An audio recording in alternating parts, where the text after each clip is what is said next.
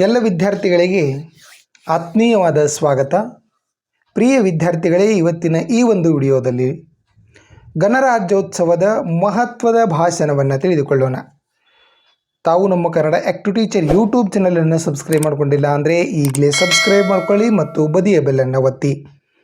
ಸರಿ, ಹಾಗಾದರೆ ನಾವು ಭಾಷಣವನ್ನು ಶುರು ಮಾಡೋಣ. ವೇದಿಕೆಯ ಮೇಲೆ ಆಸೀನರಾಗಿರುವ ಅಧ್ಯಕ್ಷರೇ, ಪ್ರಾಂಶುಪಾಲರೇ, ಶಿಕ್ಷಕ ವೃಂದದವರೇ, ಅತಿಥಿಗಳೇ ಹಾಗೂ ನನ್ನ ಸಹಪಾಠಿಗಳೇ, ತಮಗೆಲ್ಲರಿಗೂ ಶುಭೋದಯ ಹಾಗೂ ಗಣರಾಜ್ಯೋತ್ಸವದ ಶುಭಾಶಯಗಳು.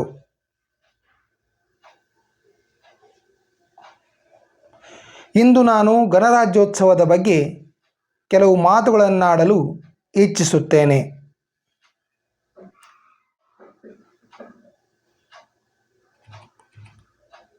ಪ್ರತಿ ವರ್ಷ ಜನವರಿ 26ರಂದು ನಾವು ಭಾರತೀಯ ಗಣರಾಜ್ಯೋತ್ಸವವನ್ನು ಆಚರಿಸುತ್ತೇವೆ. ಇದೊಂದು ರಾಷ್ಟ್ರೀಯ ಹಬ್ಬವಾಗಿದೆ. ಇದು ಜಾತಿ ಮತ ಭೇದವಿಲ್ಲದೆ ಪ್ರತಿಯೊಬ್ಬ ಭಾರತೀಯ ಪ್ರಜೆಯು ಆಚರಿಸುವ ಹಬ್ಬವಾಗಿದೆ.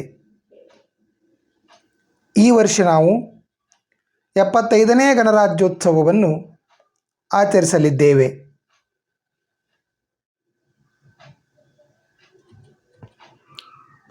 ಜನವರಿ 26, 1950ರಂದು ಭಾರತದ ಸಂವಿಧಾನವು ಜಾರಿಗೆ ಬಂದಿತು.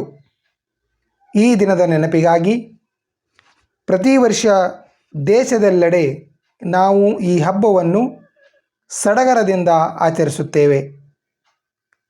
ಅಂದು ಭಾರತದ ಅತ್ಯಂತ ಸರ್ಕಾರಿ ರಜಾ ದಿನ. ಸಾಮಾನ್ಯವಾಗಿ ಪ್ರಾಥಮಿಕ ಪ್ರೌಢಶಾಲೆಗಳಲ್ಲಿ ಇದರ ಪ್ರಯುಕ್ತ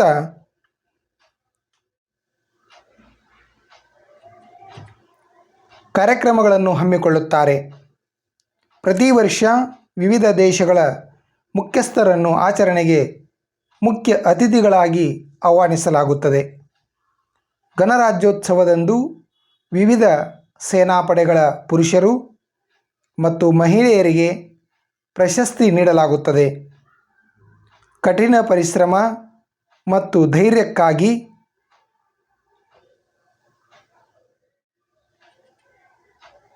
ನಾಗರಿಕರಿಗೂ ಕೂಡ ಪ್ರಶಸ್ತಿ ನೀಡುತ್ತಾರೆ.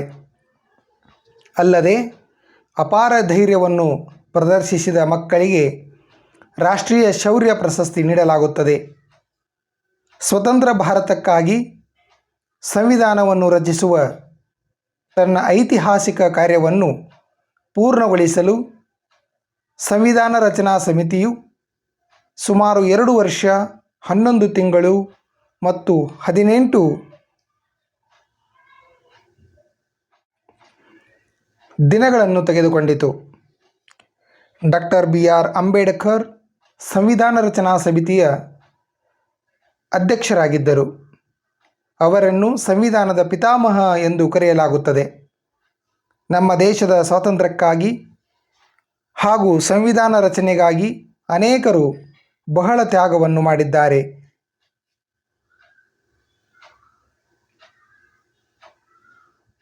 ಆದ್ದರಿಂದ ಈ ನಮ್ಮ ಸಂವಿಧಾನದ ನಿಯಮಗಳನ್ನು ನಾವೆಲ್ಲರೂ ಪಾಲಿಸೋಣ ಹಾಗೂ ಅದನ್ನು ಉಳಿಸಿಕೊಂಡು ಹೋಗೋಣ.